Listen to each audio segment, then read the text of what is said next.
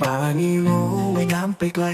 คิดเส้นทางไว้ไม่หลงทางเลยเห็นฟองอากาศแวววาววิบวับหยุดคิดสักนิดไม่รีบร้อนตามแม่ซ่อนเอาไว้เก็บหินหลากสีแดงเดินน้ำนั้นทำสร้อยสวยงามปลานีโมฉลาดแสนดีคิดเป็นทำได้เด็กดีอย่างเธอผจญภัยไปใต้ท้องทะเลเรียนรู้เสมอสนุกทุกวัน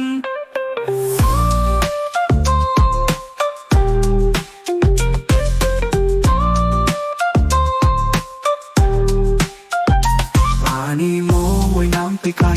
คิดเส้นทางไว้ไม่หลงทางเลยเห็นฟองอากาศแวววาววิบวับหยุดคิดสักนิดไม่รีบร้อนตามแม่ซ่อนเอาไว้เก็บหินหลากสีแดงเรื่องน้ำนั้นทำสร้อยสวยงามปลานีโมฉลาดแสนดีคิดเป็นทำได้เด็กดีอย่างเธอผจญภัยไปใต้ท้องทะเลเรียนรู้เสมอสนุกทุกวันเรียนรู้เสมอ